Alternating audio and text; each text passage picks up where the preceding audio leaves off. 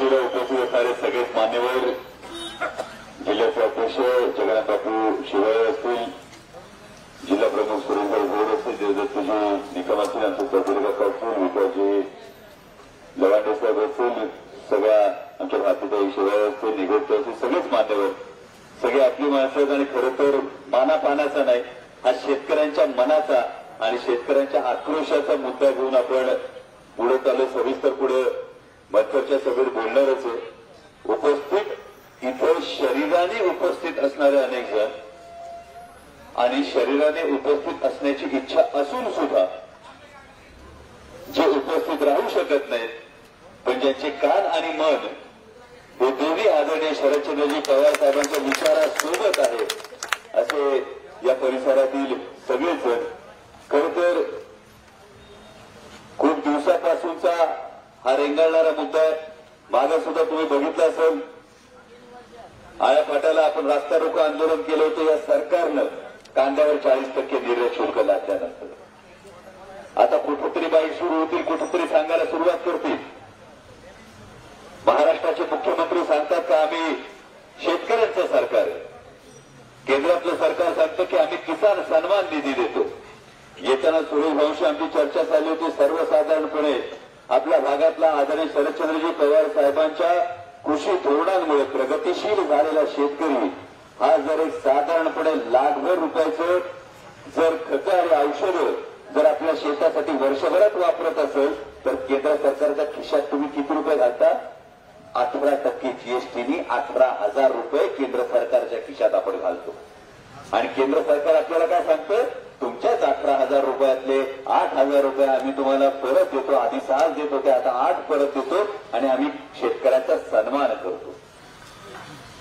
पण काबाड कष्ट करणाऱ्या, निसर्गाशी सातत्यानं 2 हात करणाऱ्या आपल्या शेतकरी बांधवाची किंमत दिवसाला 17 रुपये नाही, 6,000 रुपये वर्षाला. म्हणजे दिवसाला तुमची आमची किंमत ही फक्त 17 रुपये केली जाते. ज्या कांद्याचा आपण विचार करतो, ही कांद्याची निर्यात बंदी लादली गेली ना, ही कांद्याची निर्यात बंदी जेव्हा लादली गेली तेव्हा भाव जर 20 रुपयांनी खाली आला, एवढं जरी आपण पकडलं तर 600 क्विंटल कांदा, 60 लाख क्विंटल कांदा हा मार्केटमध्ये आला आणि 20 रुपयांनी बाजारभाव पडले, तर याचं केवळ नुकसान बघायचं झालं तर 1200 कोटी रुपयाचं नुकसान आहे. 1200 कोटी.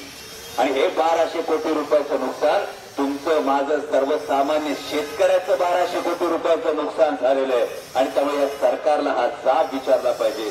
दुधाच्या दरांविषयीचा तो विषय, शेतकऱ्यांच्या मुलांना शैक्षणिक कर्ज मिळत असतानाच्या अडचणी आहेत. हे सरकार जर मोजक्या उद्योगपतींचं सोडून, मगाशी म्हणाले हे सरकार फक्त उद्योगपतींचं भलं करायला बसतो. म्हणजे मोजक्या उद्योगपतींची 25 लाख कोटी रुपयाची कर्ज माफ होतात. तुमच्या माझ्यापैकी कोणाचं काही 1000 रुपयाचं कर्ज माफ झालं तर कधी ऐकिवात होतं? नाही ना बाबा. मग हे जर ऐकिवात नसेल, हे सरकार जर सर्वसामान्य शेतकऱ्यांचं नसेल, तर या सरकारला वठणीवर आणण्यासाठी हा आक्रोश जेव्हा आम्ही संसदेमध्ये ही भूमिका मांडण्याचा प्रयत्न करत होतो, मी आणि खासदार सुप्रियाताई सुळे ही भूमिका मांडण्याचा प्रयत्न करत होतो, तेव्हा गदारोळ केला या नावाखाली आमचं निलंबन करण्यात आलं.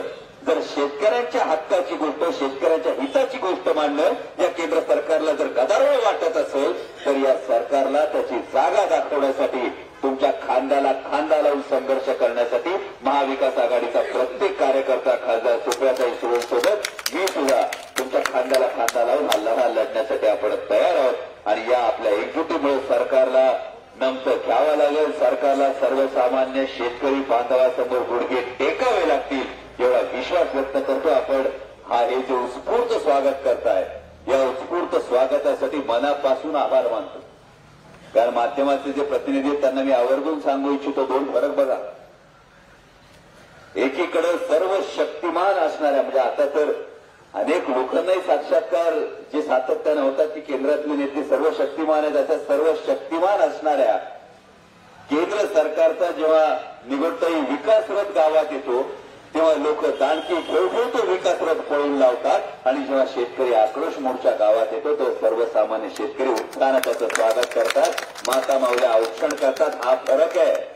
हा फरक आहे आदरणीय शरदचंद्रजी पवार साहेबांच्या कृषी धोरणांचा, या भागावर कृषी धोरणांच्या, पवार साहेबांच्या धोरणांमुळे झालेला बदलाचा.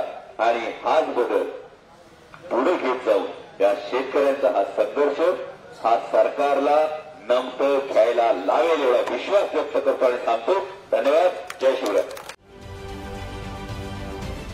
महाराष्ट्रातील सर्व बातम्यांचे विश्वासार्ह व्यासपीठ.